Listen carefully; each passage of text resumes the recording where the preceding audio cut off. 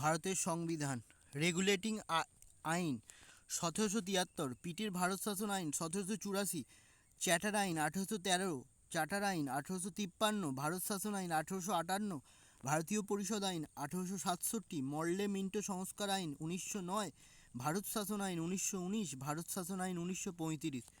১৯৪৬ সালের ১৬ই মে cabinet mission পরিকল্পনা অনুযায়ী ভারতীয় গণপরিষদকে সংবিধান গঠনের দায়িত্ব দেওয়া হয়। ১৯৪৬ সালের নভেম্বরে গণপরিষদ গঠিত হয়। ক্যাবিনেট মিশনের প্রস্তাব অনুসারে গণপরিষদে সাধারণের জন্য ২১০টি, মুসলিমদের জন্য ৭৮টি এবং শিখ ও অন্যান্যদের জন্য ৪টি আসন বণ্টিত হয়েছিল। ১৯৪৬ সালের ৯ই ডিসেম্বর নিউ দিল্লির কনস্টিটিউশন হলে গণপরিষদের প্রথম অধিবেশন বসে। সচিদানন্দ সিনহা ছিলেন গণপরিষদের প্রথম অস্থায়ী সভাপতি বা চেয়ারম্যান। ১৯৪৬ সালের ১১ই ডিসেম্বর ডক্টর রাজেন্দ্র প্রসাদ গণপরিষদের স্থায়ী চেয়ারম্যান বা সভাপতি হিসাবে নির্বাচিত হন। ১৯৪৭ সালের ২২শে জুলাই গণপরিষদ কর্তৃক স্বাধীন ভারতের জাতীয় পতাকার নকশা মঞ্জুর ও গ্রহণ করা হয়।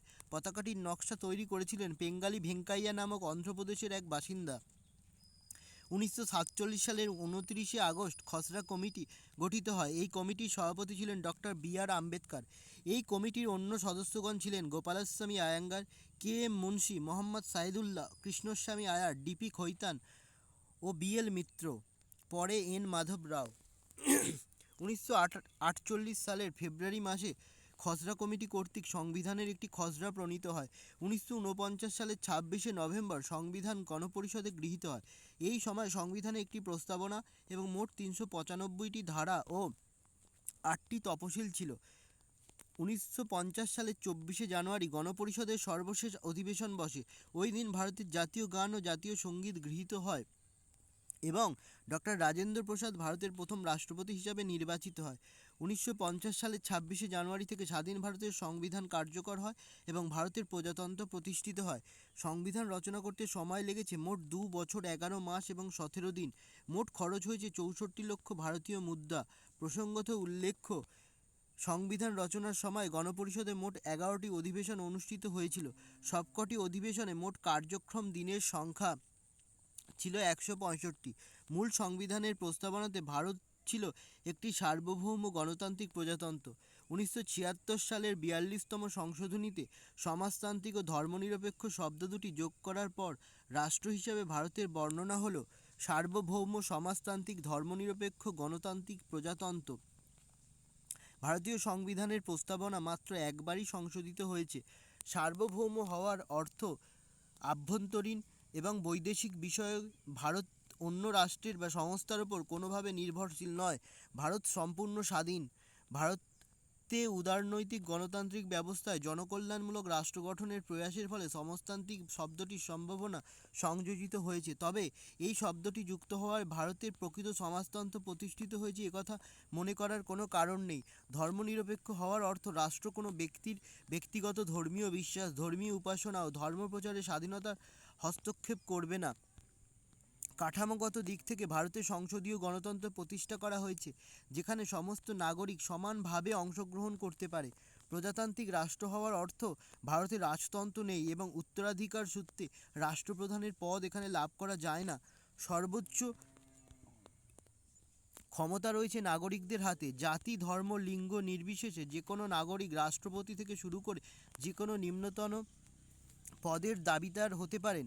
ভারতীয় সংবিধানের প্রস্তাবনায় উল্লেখিত 4টি মূলনীতি হল ন্যায়, স্বাধীনতা, সাম্য ও সৌভ্রাতৃত্ব। Justice, liberty, equality, fraternity. ভারতীয় সংবিধান বিশ্বের বৃহত্তম লিখিত সংবিধান। এটি আংশিক নমনীয় ও আংশিক অনমনীয়। সংসদীয় শাসন ব্যবস্থা ও যুক্তরাষ্ট্রীয় শাসন ব্যবস্থা লক্ষ্য করা যায়। ভারতীয় সংবিধানে মৌলিক অধিকার, নির্দেশমূলক নীতি, মৌলিক কর্তব্য, ধর্মনিরপেক্ষতা, স্বাধীন বিচার ব্যবস্থা, ক্ষমতার উৎসরূপে জনগণ, 2 কক্ষ বিশিষ্ট সংসদ, সার্বজনীন প্রাপ্তবয়স্কের ভোটাধিকার, একক নাগরিকত্ব, সার্বভৌমত্ব, গণতান্ত্রিক প্রজাতন্ত্র, পঞ্চায়েতি রাজ ইত্যাদি বিষয়ে বিস্তৃত ব্যাখ্যা রয়েছে। বর্তমানে ভারতীয় সংবিধানে প্রায় 25টি অংশ, 448টি ধারা, অসংখ্য উপধারা, 12টি তফসিল রয়েছে। সংবিধানের দ্বিতীয় অংশে 5 থেকে 11 নম্বর ধারায় ভারতীয় প্রজাতন্ত্রে নাগরিকত্বের প্রকৃতি বর্ণিত হয়েছে। ভারতীয় সংবিধানের উৎসসমূহ: ভারতীয় সংবিধানের প্রায় ৭৫% গভর্নমেন্ট অফ ইন্ডিয়া অ্যাক্ট বা ভারত শাসন আইন ১৯৩৫ থেকে গৃহীত হয়েছে। দেশীয় উৎস ছাড়াও গণপরিষদ বিভিন্ন বিদেশি সংবিধানের মডেল অনুসরণ করে। যেমন ব্রিটেন থেকে নেওয়া হয়েছে আইন তৈরির পদ্ধতি, রুল অব ল, একক নাগরিকত্ব, সংসদীয় শাসন ব্যবস্থা, ক্যাগের কার্যালয়, দ্বিকক্ষ বিশিষ্ট সংসদ, লোকসভার স্পিকার, প্রধানমন্ত্রী, রাষ্ট্রপতি রানীর অনুরূপ শক্তিশালী নিম্নকক্ষ।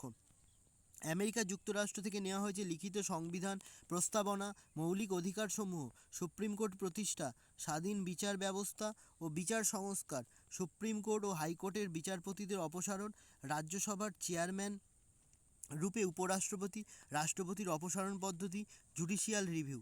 রাশিয়া থেকে নেওয়া হয়েছে মৌলিক কর্তব্যসমূহ, অর্থনৈতিক পরিকল্পনা, ন্যায় বিচার। অস্ট্রেলিয়া থেকে যৌথ তালিকা, ব্যবসা বাণিজ্যের প্রতিবিধান, পার্লামেন্টের যৌথ অধিবেশন। আয়ারল্যান্ড থেকে নির্দেশমূলক নীতিসমূহ, রাষ্ট্রপতি নির্বাচন পদ্ধতি, রাষ্ট্রপতি কর্তৃক রাজ্যসভার সদস্য মনোনয়ন। কানাডা থেকে নেওয়া হয়েছে যুক্তরাষ্ট্রীয় শাসন ব্যবস্থা, কেন্দ্র ও রাজ্যের ক্ষমতা ভোগ এবং অবশিষ্ট ক্ষমতার বন্টন কেন্দ্রের হাতে, কেন্দ্রের দ্বারা রাজ্যগুলিতে রাজ্যপাল নিয়োগ, সুপ্রিম কোর্টের পরামর্শদান অধিক্ষেত্র। জার্মানি থেকে নেওয়া হয়েছে জরুরি অবস্থা এবং জরুরি অবস্থার সময় মৌলিক অধিকারসমূহের সাময়িক মুলতবি। ফ্রান্স থেকে নেওয়া হয়েছে প্রজাতন্ত্র, স্বাধীনতা, সাম্য ও সৌভ্রাতৃত্বের ধারণা। জাপান থেকে নেওয়া হয়েছে সুপ্রিম কোর্টের কাজের আইনগত পদ্ধতি। দক্ষিণ আফ্রিকা থেকে নেওয়া হয়েছে সংবিধান সংশোধনের পদ্ধতি, রাজ্যসভার সদস্যদের নির্বাচন পদ্ধতি। ভারতীয় সংবিধানের বিভিন্ন পার্ট ও অনুচ্ছেদ। পার্ট 1 অনুচ্ছেদ ১ থেকে ৪ অঙ্গরাজ্যের পুনর্গঠন। পার্ট 2 অনুচ্ছেদ ৫ থেকে ১১ নাগরিকত্ব। পার্ট ৩ ১৪ থেকে ১৮ সাম্যের অধিকার, ১৯ থেকে ২২ স্বাধীনতার অধিকার, ২৩ থেকে ২৪ শোষণের বিরুদ্ধের অধিকার, ২৫ থেকে ২৮ ধর্মীয় স্বাধীনতার অধিকার, ২৯ থেকে ৩০ সংস্কৃতি ও শিক্ষা বিষয়ক অধিকার, ৩২ থেকে ৩৫ শাসনতান্ত্রিক প্রতিবিধানের অধিকার। এটা যদি এইভাবে মনে রাখা যায়, সাম্য স্বাধীনতা, শোষণ, ধর্মীয় স্বাধীনতা, সংস্কৃতি, শাসনতান্ত্রিক প্রতিবিধান, এটা বারবার বললে মনে রাখা সম্ভব। সাম্য স্বাধীনতা, শোষণ, ধর্মীয় স্বাধীনতা, সংস্কৃতি, শিক্ষা বিষয়ক অধিকার, শাসনতান্ত্রিক প্রতিবিধান। পার্ট 4 ৩৬ থেকে ৫১ রাষ্ট্র পরিচালনার নির্দেশাত্মক নীতি। পার্ট 4 ৫১ মৌলিক দায়িত্ব। পার্ট ৫ ৫২ থেকে ৭৩ রাষ্ট্রপতি ও উপরাষ্ট্রপতি। ৭৪ থেকে ৭৫ মন্ত্রিপরিষদ ও প্রধানমন্ত্রী। ৭৬ অ্যাটর্নি জেনারেল। পার্ট ৫ ৭৭ কেন্দ্রীয় সরকারের সমস্ত শাসন পদ্ধতি।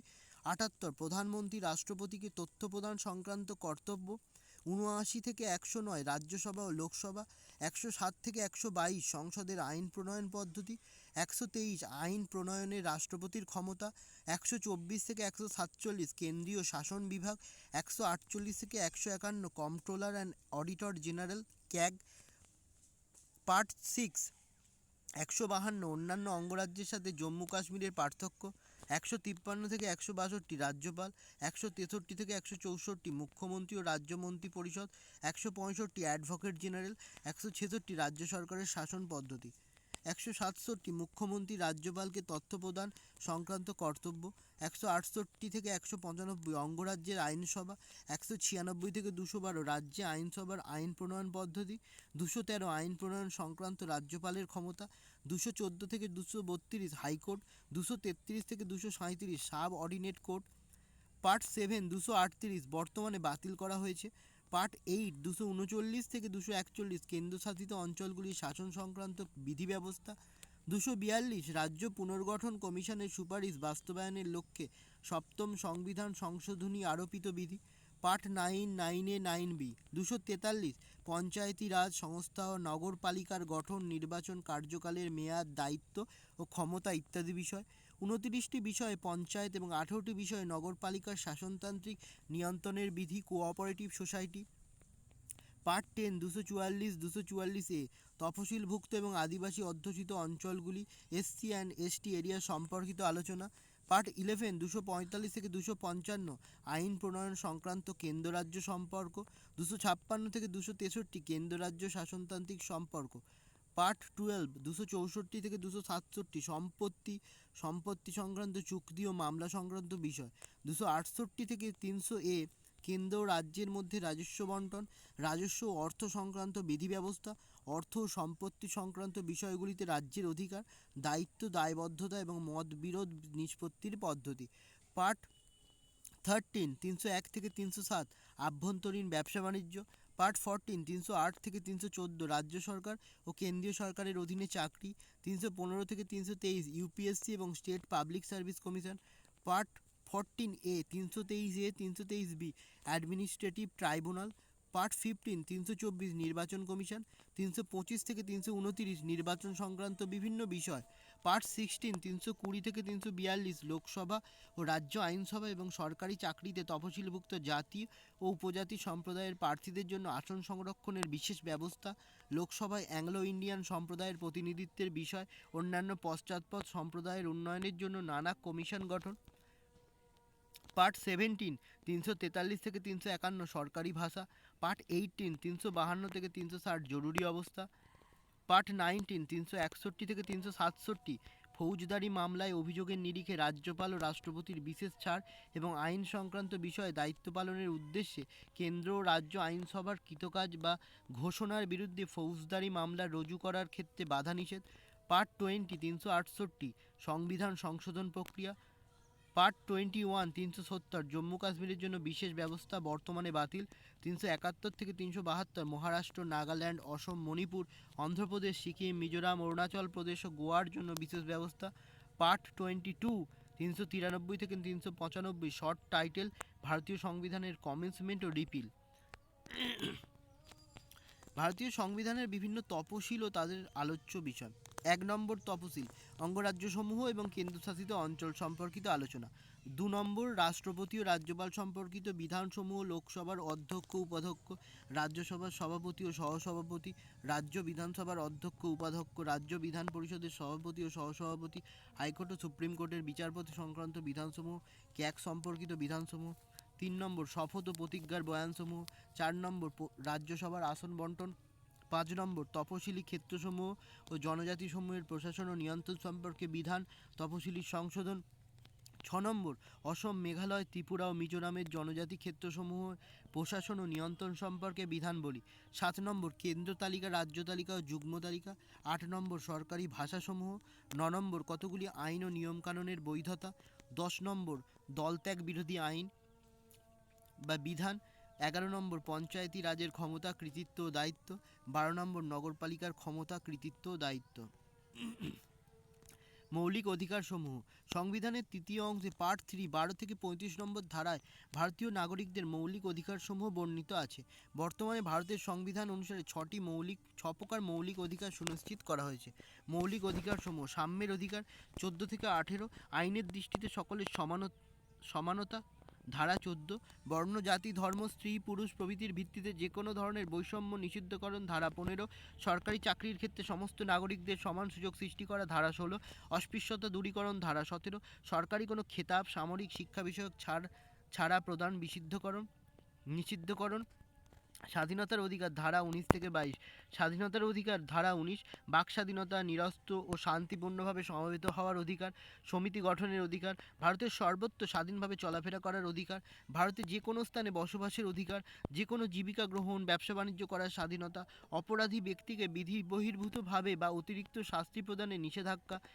ধারা 20 ব্যক্তি স্বাধীনতা এবং জীবন রক্ষা। ধারা 21 প্রাথমিক শিক্ষাকে মৌলিক অধিকারের মর্যাদা প্রদান। ধারা 21 কোনো ব্যক্তিকে গ্রেপ্তার করা হলে তাকে গ্রেপ্তারের কারণ জানাতে হবে ও 24 ঘন্টার মধ্যে ম্যাজিস্ট্রেটের কাছে উপস্থিত করতে হবে। ধারা 22 শোষণের বিরুদ্ধে অধিকার। ধারা 23 থেকে 24 বলপূর্বক কাউকে শ্রমদানে বাধা করা অথবা মানব পাচার নিষিদ্ধকরণ। ধারা 23 14 বছরের কম বয়সী শিশুদের কলকারখানা, খনি বা অন্য কোনো বিপজ্জনক কাজে নিয়োগ করা যাবে না। ধারা 24 ধর্মীয় স্বাধীনতার অধিকার। ধারা 25 থেকে 28 প্রত্যেক ব্যক্তির স্বাধীনভাবে ধর্মাচরণ ও ধর্মপ্রচারের অধিকার। ধারা 25 নিজ ধর্ম সংক্রান্ত বিষয়ে প্রত্যেক সম্প্রদায়ের নিজস্ব নিয়ন্ত্রণ থাকবে। ধারা 26 কোনো ব্যক্তিকে ধর্মীয় কারণে কর দিতে বাধ্য করা যাবে না। ধারা 27 সম্পূর্ণরূপে সরকারি এরূপ শিক্ষা প্রতিষ্ঠানে কোনো বিশেষ ধর্মের প্রচার, শিক্ষাদান ইত্যাদির উপর বাধা নিষেধ আরোপ। ধারা 28 সংস্কৃতি ও শিক্ষা বিষয়ক অধিকার। ধারা 29 থেকে 30 সংখ্যালঘু মানুষদের স্বার্থ সংরক্ষণমূলক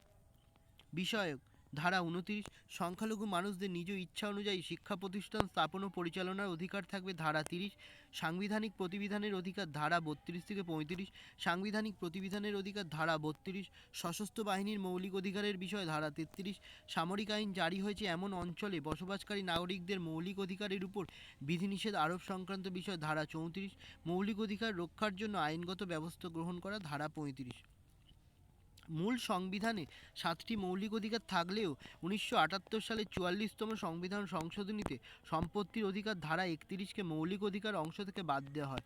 বর্তমানে এটি একটি আইনি অধিকার বা লিগ্যাল রাইট। ধারা 300A এই অধিকারগুলি আদালত কর্তৃক বলবৎযোগ্য। মৌলিক অধিকার লঙ্ঘন হয়েছে মনে করলে কেউ সরাসরি সুপ্রিম কোর্টে আপিল করতে পারে। আইনগত অধিকারগুলির সাথে মৌলিক অধিকারগুলির পার্থক্য হলো আইনগত অধিকারগুলির ক্ষেত্রে কেউ সরাসরি সুপ্রিম কোর্টে আপিল করতে পারে না। জাতীয় জরুরি অবস্থার সময় মৌলিক অধিকারগুলির অধিকাংশ স্থগিত রাখা হতে পারে, কিন্তু সংবিধানের 20 ও 21 নম্বর ধারা কোনো অবস্থাতেই স্থগিত রাখা যায় না। মৌলিক অধিকারগুলি সংবিধানের উল্লেখিত সংশোধনী পদ্ধতি অনুসরণ করে সংশোধন করা যায়, কিন্তু এক্ষেত্রে সংশোধনের মাধ্যমে সংবিধানের মৌলিক কাঠামো পরিবর্তন করা যায় না। মৌলিক অধিকারগুলির মধ্যে কয়েকটি শুধুমাত্র ভারতের নাগরিকদের জন্যই প্রযোজ্য। এগুলি হলো 15 নম্বর ধারা, 19 নম্বর ধারা, 29 নম্বর ধারা এবং 30 নম্বর ধারা। সংবিধানের 13 নম্বর ধারা অনুসারে কোনো আইন যদি মৌলিক অধিকার বিরোধী হয় তবে সেই আইনটি বাতিল হবে। নির্দেশমূলক নীতিসমূহ ভারতীয় সংবিধানের 4র্থ অংশে 36 থেকে 51 নম্বর ধারায় রাষ্ট্র পরিচালনার নির্দেশমূলক নীতিসমূহ ডাইরেক্টিভ প্রিন্সিপাল লিপিবদ্ধ আছে। এই নির্দেশমূলক নীতিসমূহ ওয়েলফেয়ার স্টেটের ধারণাকে সুস্পষ্ট রূপ দেয়। ভারতীয় সংবিধানে উল্লেখিত রাষ্ট্র পরিচালনার নির্দেশাত্মক নীতিগুলি আয়ারল্যান্ডের সংবিধান অনুকরণে সংযোজিত হয়েছে। নির্দেশমূলক নীতিসমূহ মূলত 4 ভাগে বিভক্ত: অর্থনৈতিক, সামাজিক, আইন ও শাসন ব্যবস্থার সংস্কার বিষয়ক এবং আন্তর্জাতিক নীতির আদর্শ সংক্রান্ত। মৌলিক অধিকারসমূহ লঙ্ঘনের ক্ষেত্রে এগুলি আদালত কর্তৃক আইনত প্রয়োগযোগ্য, কিন্তু নির্দেশমূলক নীতিসমূহ লঙ্ঘিত হলে এগুলি আদালত কর্তৃক আইনত প্রয়োগযোগ্য নয়, অর্থাৎ রাষ্ট্র পরিচালনার নির্দেশমূলক নীতিগুলি নন জাস্টিসিয়েবল। ব্যক্তির কল্যাণ তুলে ধরা হয়েছে মৌলিক অধিকারের দ্বারা ও জনসমাজের কল্যাণ তুলে ধরা হয়েছে নির্দেশমূলক নীতিসমূহের দ্বারা। 1945 সালে সাপ্রু কমিটির রিপোর্টে 2 ধরনের ব্যক্তিগত অধিকারের কথা বলা হয়েছে: জাস্টিসেবল, নন জাস্টিসিয়েবল। এই নন জাস্টিসিয়েবল অধিকারগুলি হলো নির্দেশমূলক নীতিসমূহ। রাষ্ট্রের সামাজিক ও অর্থনৈতিক গণতন্ত্র প্রতিষ্ঠা করার জন্য এই অংশটির অন্তর্ভুক্তি ঘটেছে। মৌলিক কর্তব্যসমূহ শরণ সিং কমিটির রিপোর্টের ভিত্তিতে 1976 সালে 42তম সংবিধান সংশোধনীর মাধ্যমে 4A নামক একটি নতুন অংশ সংযোজন করা হয় এবং 51A ধারায় ভারতীয় নাগরিকদের 10টি মৌলিক কর্তব্য বা ফান্ডামেন্টাল ডিউটি লিপিবদ্ধ করা হয়। 2002 সালে 86তম সংশোধনীতে একটি নতুন মৌলিক কর্তব্য সংযোজিত হয়েছে, অর্থাৎ বর্তমানে মৌলিক কর্তব্যের সংখ্যা 11। মৌলিক কর্তব্যসমূহ হলো সংবিধান মান্য করা ও সংবিধান আদর্শ ও প্রতিষ্ঠানসমূহ, জাতীয় পতাকা ও জাতীয় সঙ্গীতের প্রতি শ্রদ্ধা প্রদর্শন, স্বাধীনতা সংগ্রামের সুমহান আদর্শগুলি সযত্নে সংরক্ষণ ও অনুসরণ, ভারতের সার্বভৌমত্ব, একতা ও সংহতি সংরক্ষণ ও অনুসরণ, দেশরক্ষা, জাতীয় সেবামূলক কার্যের আহ্বানে সাড়া দেওয়া, ধর্মগত, ভাষাগত, আঞ্চলিক ও শ্রেণীগত ভিন্নতার ঊর্ধ্বে উঠে জনগণের ঐক্য, ভ্রাতৃত্ববোধের বিকাশ এবং নারীর মর্যাদাহানিকর প্রথার বিলোপ, দেশের মিশ্র সংস্কৃতির গৌরবময় ঐতিহ্যকে উচ্চ মর্যাদা প্রদান ও সংরক্ষণ, বনভূমি, হ্রদ, নদ নদী এবং বন্য প্রাণীসহ প্রাকৃতিক পরিবেশের সংরক্ষণ, উন্নয়ন এবং প্রাণীদের প্রতি মমত্ববোধ, বৈজ্ঞানিক মানসিকতা, মানবিকতা, অনুসন্ধিৎসা ও সংস্কারমুখী দৃষ্টিভঙ্গির প্রসার সাধন, জাতীয় সম্পত্তি সংরক্ষণ ও হিংসা বর্জন, ক্রমবর্ধমান জাতীয় উন্নতি ও সমৃদ্ধির জন্য ব্যক্তিগত সমষ্টিগত উৎকর্ষ বৃদ্ধির চেষ্টা, 6 থেকে 14 বছর বয়স্ক প্রতিটি শিশুকে শিক্ষাদানের ব্যবস্থা করা তার পিতামাতা বা অভিভাবকের কর্তব্য। মৌলিক কর্তব্যসমূহ লঙ্ঘনের ক্ষেত্রে এগুলি আদালত কর্তৃক বলবৎযোগ্য নয়। মৌলিক কর্তব্যসমূহ শুধুমাত্র ভারতীয় নাগরিকদের ক্ষেত্রে প্রযোজ্য। মৌলিক কর্তব্যসমূহকে সরকার আইন পাশ করে বলবৎযোগ্য করতে পারে। কেন্দ্রীয় শাসন বিভাগ ভারতের কেন্দ্রীয় শাসন বিভাগ রাজনৈতিক ও অরাজনৈতিক অংশ নিয়ে গঠিত। রাষ্ট্রপতি, উপরাষ্ট্রপতি এবং মন্ত্রিসভাকে নিয়ে রাজনৈতিক অংশ গঠিত। উচ্চপদস্থ সরকারি কর্মচারীবৃন্দ বা আমলাদের নিয়ে অরাজনৈতিক অংশ গঠিত। রাষ্ট্রপতি 52 থেকে 62 নম্বর ধারায় ভারতের রাষ্ট্রপতির কথা উল্লেখ করা হয়েছে। রাষ্ট্রপতি হলেন দেশের প্রধান এবং দেশের একতা, সততা ও সংহতির প্রতীক। তিনি দেশের প্রথম নাগরিক। পদের সাংবিধানিকতা 52 নম্বর ধারা, ভারতের রাষ্ট্রপতি পদের সংস্থান রয়েছে। যোগ্যতা 58 নম্বর ধারায় এর উল্লেখ রয়েছে। ভারতীয় নাগরিক হতে হবে, বয়স কমপক্ষে 35 হতে হবে, লোকসভার সদস্য হওয়ার যোগ্যতা থাকতে হবে, ভারত সরকার অথবা রাজ্য সরকার বা স্থানীয় স্বায়ত্তশাসনমূলক সংস্থার অধীনস্থ কোনো লাভজনক পদে থাকা যাবে না। নির্বাচন পদ্ধতি 54 নম্বর ধারায় রাষ্ট্রপতির নির্বাচনের ও 55 নম্বর ধারায় নির্বাচন পদ্ধতির কথা বলা হয়েছে। কেন্দ্রীয় আইনসভা অর্থাৎ রাজ্যসভা ও লোকসভা ও রাজ্য এবং দিল্লি, পুদুচেরি, জম্মু কাশ্মীরের বিধানসভার সদস্যের দ্বারা গঠিত নির্বাচক সংস্থা কর্তৃক একক হস্তান্তরযোগ্য ভোটের সমানুপাতিক ও প্রতিনিধিত্বের নিয়ম অনুযায়ী গোপন ভোটের মাধ্যমে পরোক্ষভাবে নির্বাচিত। রাষ্ট্রপতি নির্বাচনের ক্ষেত্রে কোনো ধরনের বিবাদ দেখা দিলে তার নিষ্পত্তি করে সুপ্রিম কোর্ট। এই ক্ষেত্রে সুপ্রিম কোর্টের সিদ্ধান্ত চূড়ান্ত হিসাবে বিবেচিত হয়। রাষ্ট্রপতি নির্বাচনে আইনসভার যেসব সদস্য ভোটদান করেন না, লোকসভার 2 জন ও রাজ্যসভার 12 জন রাষ্ট্রপতির মনোনীত সদস্য। রাজ্যের বিধান পরিষদের সকল সদস্য রাজ্য ও কেন্দ্রশাসিত অঞ্চলের দিল্লি, পুদুচেরি, জম্মু কাশ্মীর বিধানসভার মনোনীত সদস্য। শপথ গ্রহণ 60 নম্বর ধারায় এর উল্লেখ রয়েছে। ভারতের প্রধান বিচারপতি কিংবা তার অনুপস্থিতিতে সুপ্রিম কোর্টের সবচেয়ে প্রবীণ বিচারপতির উপস্থিতিতে রাষ্ট্রপতি শপথ গ্রহণ করেন। কার্যকাল 56 নম্বর ধারায় এর উল্লেখ রয়েছে। 5 বছর পুনর্নিয়োগের ব্যবস্থা রয়েছে 57 নম্বর ধারায়। পদ শূন্যতার কারণ মৃত্যু, পদত্যাগ ও ইমপিচমেন্ট 61 নম্বর ধারায় এটি উল্লেখিত। ইমপিচমেন্ট শুধুমাত্র সংবিধান ভঙ্গের কারণেই রাষ্ট্রপতির বিরুদ্ধে ইমপিচমেন্ট প্রস্তাব উত্থাপিত হতে পারে। ইমপিচমেন্ট প্রস্তাব রাজ্যসভা ও লোকসভা যে কোনো কক্ষেই উত্থাপিত হতে পারে। প্রস্তাব উত্থাপনের পূর্বে প্রস্তাবটিতে ওই কক্ষের 1/4 অংশের সম্মতি প্রয়োজন ও রাষ্ট্রপতিকে প্রস্তাব উত্থাপন করার 14 দিন পূর্বে নোটিশ দিতে হয়। প্রস্তাবটি উভয় কক্ষের 2/3 অংশের সম্মতি পেলে পাশ হয়। এছাড়া সুপ্রিম কোর্ট রাষ্ট্রপতির নির্বাচন বাতিল ঘোষণা করলেও রাষ্ট্রপতির পদ শূন্য হতে পারে। বেতন ও ভাতা আয়কর মুক্ত মাসিক 5 লক্ষ টাকা অন্যান্য সুযোগ সুবিধা। এই বেতন ও ভাতা ভারতের কনসোলিডেটেড ফান্ডের উপর ধার্য হয়। রাষ্ট্রপতির ক্ষমতা সম্পর্কিত তথ্য 53(1) নম্বর ধারা অনুযায়ী রাষ্ট্রপতির হাতে যে ক্ষমতাগুলি অর্পণ করা হয়েছে সেগুলি হলো শাসন সংক্রান্ত ক্ষমতা, আইন সংক্রান্ত ক্ষমতা, অর্থ সংক্রান্ত ক্ষমতা, সামরিক ক্ষমতা, জরুরি অবস্থা বিষয়ক ক্ষমতা ও ভেটো ক্ষমতা। সংসদ তলব করা, স্থগিত রাখা, প্রত্যেক সাধারণ নির্বাচনের পর এবং প্রত্যেক বছর প্রথম অধিবেশনে সংসদে বক্তৃতা দেওয়া, লোকসভা ভেঙে দেওয়ার ক্ষমতা রয়েছে রাষ্ট্রপতির। প্রধানমন্ত্রী, অন্যান্য মন্ত্রী, প্রধান বিচারপতি, সুপ্রিম কোর্টের বিচারক, হাইকোর্টের বিচারক, attorney general, comptroller and auditor general, ইউপিএসসির সভাপতি, অন্যান্য সদস্য, চিফ ইলেকশন কমিশনার এবং ইলেকশন কমিশনের অন্যান্য সদস্য, রাজ্যপাল, অর্থ কমিশনের সদস্য, সেনা, নৌবাহিনী ও বিমান বাহিনীর প্রধানদের রাষ্ট্রপতি নিযুক্ত করেন। রাষ্ট্রপতি বিলে সম্মতি জানালেই সেই বিলটি আইনে পরিণত হবে। রাষ্ট্রপতি সম্মতি জানাতে পারেন বা সম্মতি জানানোটি স্থগিত রাখতে পারেন।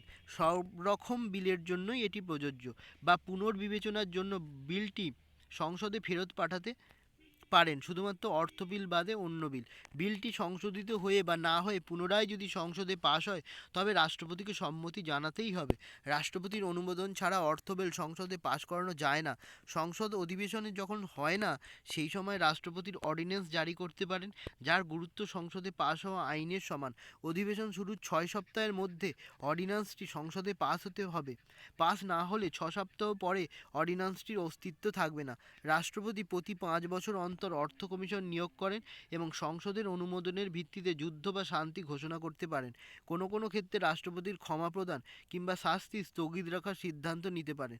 জাতীয় স্তরের জরুরি অবস্থা 352 নম্বর ধারা, রাজ্যে সাংবিধানিক ব্যবস্থার ব্যর্থতার জন্য জরুরি অবস্থা 356 নম্বর ধারা, যা রাষ্ট্রপতির শাসন নামেও পরিচিত, অর্থনৈতিক জরুরি অবস্থা 360 নম্বর ধারা ইত্যাদি ঘোষণার ক্ষমতা রয়েছে রাষ্ট্রপতির। প্রথম জরুরি অবস্থা ঘোষিত হয় চীনের ভারত আক্রমণের সময় 1962, দ্বিতীয় জরুরি অবস্থা ঘোষিত হয় ভারত পাকিস্তান যুদ্ধের সময় 1971, তৃতীয় জরুরি অবস্থা ঘোষিত হয় আভ্যন্তরীণ গোলযোগের দরুন 1975। রাষ্ট্রপতি বিদেশে কূটনীতিবিদদের পাঠান এবং বিদেশি কূটনীতিবিদদের অভ্যর্থনা জানান। রাষ্ট্রপতি 3 ধরনের ভেটো ক্ষমতা 111 নম্বর ধারা অধিকারী অ্যাবসোলুটেড ভেটো, রাষ্ট্রপতি বিলে সম্মতি জানালেন না। সাসপেন্সিভ ভেটো, রাষ্ট্রপতি বিলটি সংসদে ফেরত পাঠাতে পারেন, সংসদ সংখ্যাগরিষ্ঠতার দ্বারা সেটি উপেক্ষা করতে পারে। পকেট ভেটো, সংসদে পাশ হওয়া বিলের ব্যাপারে অনির্দিষ্টকালের জন্য রাষ্ট্রপতি কোনো সিদ্ধান্ত নিলেন না।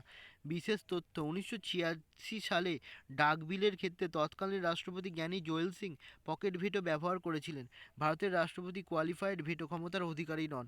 তিনি লোকসভায় অ্যাংলো ইন্ডিয়ান সম্প্রদায় থেকে দুজনকে এবং সমাজের বিভিন্ন ক্ষেত্রে কৃতিত্ব অর্জনকারী ব্যক্তিদের থেকে রাজ্যসভায় 12 জনকে মনোনীত করতে পারেন। কোনো সংসদের সদস্য পদের বৈধতা বিষয়ে প্রশ্ন দেখা দিলে রাষ্ট্রপতি মুখ্য নির্বাচন আধিকারিকের সঙ্গে পরামর্শ করে সিদ্ধান্ত গ্রহণ করেন। কোনো রাজ্যের হাইকোর্টের প্রধান বিচারপতিদের নিয়োগ করার ক্ষেত্রে রাষ্ট্রপতি সুপ্রিম কোর্টের প্রধান বিচারপতি ও সংশ্লিষ্ট রাজ্যের রাজ্যপালের সাথে পরামর্শ করেন। হাইকোর্টের অন্যান্য বিচারপতিদের নিয়োগ করার ক্ষেত্রে তিনি রাজ্যপাল ও হাইকোর্টের প্রধান বিচারপতিদের সাথে পরামর্শ করেন। রাষ্ট্রপতি তার পদত্যাগপত্র দেন উপরাষ্ট্রপতির কাছে। ভারতীয় রাষ্ট্রপতিদের তালিকা: doctor Rajendra Prasad, doctor Sarvepalli Radhakrishnan, doctor Zakir Hussain Varahagiri Venkatagiri, doctor Fakhruddin Ali Ahmed, Neelam Sanjiva Reddy, Giani Zail Singh, Ramaswamy Venkataraman, doctor Shankar Dayal Sharma, K R Narayan, APJ Abdul Kalam, Pratibha Patel, Pranab Mukhopadhyay, Ramnath Kovind. এনারা প্রত্যেকেই আমাদের কাছে নমস্য, কিন্তু মনে রাখার সুবিধার জন্য বা নিজেদের পরীক্ষার স্বার্থের জন্য আমরা এটাকে এইভাবে যদি বারবার পড়ি তাহলে মনে থেকে যেতে পারে। যেমন রাজে রাধা হোসেন গিরি, আলী রেড্ডি সিং, রমন শর্মনারায়ণ, এপিজে আব্দুল কালাম, প্রতিভা পাটিল, প্রণব মুখোপাধ্যায়, রামনাথ কোবিন্দ। উপরাষ্ট্রপতি 63 নম্বর ধারায় ভারতের উপরাষ্ট্রপতির পদের কথা বলা হয়েছে। রাষ্ট্রপতি এবং উপরাষ্ট্রপতি নির্বাচন পদ্ধতি: 1. যোগ্যতা: 66 নম্বর ধারায় ভারতীয় নাগরিক হতে হবে, বয়স কমপক্ষে 35 হতে হবে, রাজ্যসভার সদস্য হওয়ার যোগ্যতা থাকতে হবে, কোনো লাভজনক পদে থাকা যাবে না। নির্বাচন পদ্ধতি: কেন্দ্রীয় আইনসভার উভয় কক্ষের সদস্যদের নিয়ে গঠিত নির্বাচক সংস্থার একক হস্তান্তরযোগ্য ভোটের ভিত্তিতে সমানুপাতিক প্রতিনিধিত্বের নিয়ম অনুযায়ী গোপন ভোটে নির্বাচিত। রাষ্ট্রপতি ও উপরাষ্ট্রপতি নির্বাচনের মূল পার্থক্য হলো দুটি: উপরাষ্ট্রপতি নির্বাচনে পার্লামেন্টের উভয় কক্ষের মনোনীত সদস্যরাও ভোটদান করতে পারেন, উপরাষ্ট্রপতি নির্বাচনে বিধানসভার সদস্যরা ভোটদান করতে পারেন না। কার্যকাল: 67 নম্বর ধারায় উল্লেখিত 5 বছর। পদ শূন্যতার কারণ: মৃত্যু, পদত্যাগ, পদচ্যুতি, সুপ্রিম কোর্ট দ্বারা নির্বাচন অবৈধ ঘোষণা, এক্ষেত্রে ইমপিচমেন্টের নির্দিষ্ট কোনো কারণ, যেমন রাষ্ট্রপতির ক্ষেত্রে সংবিধান ভঙ্গ উল্লেখ নেই। বেতন ও ভাতা: আয়কর মুক্ত মাসিক 4 লক্ষ টাকা ও অন্যান্য সুযোগ সুবিধা। উপরাষ্ট্রপতির ক্ষমতা সম্পর্কিত তথ্য: 64 নম্বর ধারা অনুযায়ী উপরাষ্ট্রপতি পদাধিকার বলে রাজ্যসভার সভাপতি। রাষ্ট্রপতির অবর্তমানে উপরাষ্ট্রপতি সর্বোচ্চ 6 মাসের জন্য রাষ্ট্রপতির ভূমিকা পালন করতে পারেন। রাষ্ট্রপতির ভূমিকা পালনের সময় উপরাষ্ট্রপতি রাজ্যসভার সভাপতিত্ব করেন না, সভাপতিত্ব করেন রাজ্যসভার ডেপুটি চেয়ারম্যান। প্রথমে উপরাষ্ট্রপতি নির্বাচনের ক্ষেত্রে পার্লামেন্টের যৌথ অধিবেশনের কথা বলা হলেও 11তম সংশোধনীতে তা বাতিল করা হয়। উপরাষ্ট্রপতির বেতন ও ভাতার ভারতে কনসলিডেটেড ফান্ডের উপর ধার্য হয়। রাষ্ট্রপতি ও উপরাষ্ট্রপতির অবর্তমানে রাষ্ট্রপতির ভূমিকা পালন করেন ভারতের প্রধান বিচারপতি এবং তার অবর্তমানে রাষ্ট্রপতির ভূমিকা পালন করেন সুপ্রিম কোর্টের বয়োজ্যেষ্ঠ বিচারক। 1969 সালে রাষ্ট্রপতি ডাক্তার জাকির হোসেনের মৃত্যু ও উপরাষ্ট্রপতি শ্রী ভিভি গিরির পদত্যাগের পর ভারতের প্রধান বিচারপতি এম হিদায়তুল্লাহ রাষ্ট্রপতির ভূমিকা পালন করেন। উপরাষ্ট্রপতিকে শপথ বাক্য পাঠ করান রাষ্ট্রপতি বা রাষ্ট্রপতির দ্বারা নিযুক্ত অন্য কোনো ব্যক্তি। উপরাষ্ট্রপতি রাজ্যসভার নির্বাচিত বা মনোনীত সদস্য না হয়েও রাজ্যসভার কাস্টিং ভোট প্রদান করতে পারেন। উপরাষ্ট্রপতির পদচ্যুতির প্রস্তাব সংসদের যে কোনো কক্ষে উত্থাপন করার 14 দিন আগে এই মর্মে নোটিশ দিতে হয়। রাষ্ট্রপতি ও উপরাষ্ট্রপতি উভয়েরই নির্বাচন প্রক্রিয়ার দায়িত্ব নির্বাচন কমিশনের। রাষ্ট্রপতি বিশেষ সফর বা অসুস্থতার কারণেও তাকে সামরিক অব্যাহতি দেন উপরাষ্ট্রপতি। উপরাষ্ট্রপতি তার পদত্যাগপত্র জমা দেন রাষ্ট্রপতিকে। ভারতের উপরাষ্ট্রপতিদের তালিকা: ডক্টর সর্বপল্লী রাধাকৃষ্ণন, জাকির হোসেন, ভিভি গিরি, গোপালস্বরূপ পাঠক, বিডি যাত্রী, হিম হিদায়তুল্লাহ, আর ভেঙ্কটরামন, শঙ্কর দয়াল শর্মা, কিয়ার নারায়ণ, কৃষাণ কান্ত, বিএস শেখাওয়াত, হামিদ আনসারি, ভেঙ্কাইয়া নাইডু। আবারও বলছি, এনারা সবাই আমাদের কাছে নমস্য, তবু মনে রাখার সুবিধার জন্য যদি এইভাবে পড়া যেতে পারে তাহলে মনে রাখা যায় বারবার। যেমন রাধে হোসেন গিরি, পাঠক যাত্রী, হৃদয় রমন শর্মা নারায়ণ কান্ত শেখাওয়াত সারি ভেঙ্কাইয়া নাইডু। প্রধানমন্ত্রী যোগ্যতা 84 নম্বর ধারায় উল্লেখিত। প্রধানমন্ত্রী সংসদের যে কোনো কক্ষের সদস্য হওয়া চাই, তবে সংসদের সদস্য না থেকেও 6 মাস প্রধানমন্ত্রী পদে থাকা যায়। ভারতের নাগরিক হতে হবে। লোকসভার সদস্য হলে 25 বছর ও রাজ্যসভার সদস্য হলে 30 বছরের বেশি বয়স হতে হবে। কোনো লাভজনক পদে থাকা যাবে না। নিয়োগ পদ্ধতি 75 নম্বর ধারায় উল্লেখিত। রাষ্ট্রপতি লোকসভার সংখ্যাগরিষ্ঠ দল বা মোর্চার নেতা নেত্রীকে প্রধানমন্ত্রী পদে নিয়োগ করেন। কার্যকাল কোনো নির্দিষ্ট কার্যকাল নেই। পদ শূন্যতার কারণ মৃত্যু, পদত্যাগ, লোকসভার অনাস্থা। প্রধানমন্ত্রীর কার্যাবলী মন্ত্রিপরিষদের সদস্যদের নাম মনোনীত করেন প্রধানমন্ত্রী। প্রধানমন্ত্রীর পরামর্শ অনুসারে রাষ্ট্রপতি অন্যান্য মন্ত্রীদের মধ্যে দপ্তর বন্টন করেন। রাষ্ট্রপতির প্রধান উপদেষ্টা ও ক্যাবিনেট কমিটির চেয়ারম্যান হলেন প্রধানমন্ত্রী। প্রধানমন্ত্রী বিভিন্ন মন্ত্রকের নীতির মুখ্য সমন্বয়কারী। দুই মন্ত্রকের মধ্যে দ্বন্দ্বের ক্ষেত্রে প্রধানমন্ত্রী মীমাংসা হিসাবে কাজ করেন। প্রধানমন্ত্রী হলেন দেশের নেতা। সংসদের সরকারের সমস্ত নীতির মুখপাত্র হলেন প্রধানমন্ত্রী। ভারতীয় প্রধানমন্ত্রীগণ ও তাদের কার্যকালের মেয়াদ: জওহরলাল নেহরু, গুলজারিলাল নন্দ, লাল বাহাদুর শাস্ত্রী, গুলজারিলাল নন্দ, ইন্দিরা গান্ধী, মোরারজি দেশাই, চৌধুরী চরণ সিং, ইন্দিরা গান্ধী, রাজীব গান্ধী, বিশ্বনাথ প্রতাপ সিং, চন্দ্রশেখর, পিভি নরসিমহা রাও, অটল বিহারী বাজপেয়ী, এইচ.ডি. দেবগৌড়া, ইন্দ্রকুমার গুজরাল, অটল বিহারী বাজপেয়ী, ডক্টর মনমোহন সিং, নরেন্দ্র দামোদর দাস মোদী। আবারও এনারা আমাদের কাছে নমস্য, কিন্তু মনে রাখার সুবিধার জন্য আমরা যদি এইভাবে পড়ি: নেরু নন্দের লাল, নন্দ গান্ধী দেশাই সিং, গান্ধী গান্ধী সিং, চন্দ্র রাও বাজপেয়ী, গোরালাল পাই পাই সিং, নরেন্দ্র দামোদর দাস মোদী। উপপ্রধানমন্ত্রী ভারতীয় সংবিধানে উপপ্রধানমন্ত্রী পদের কোনো উল্লেখ নেই। সাধারণত কেন্দ্র কোনো জোট সরকার গঠিত হলে অথবা অন্য কোনো রাজনৈতিক বা প্রশাসনিক কারণে কেন্দ্রীয় মন্ত্রিপরিষদের অভিজ্ঞ বিচক্ষণ সদস্যদের মধ্যে থেকে উপপ্রধানমন্ত্রী নির্ধারিত হয়ে থাকেন। সর্দার বল্লভভাই প্যাটেল ভারতবর্ষের প্রথম উপপ্রধানমন্ত্রী ছিলেন।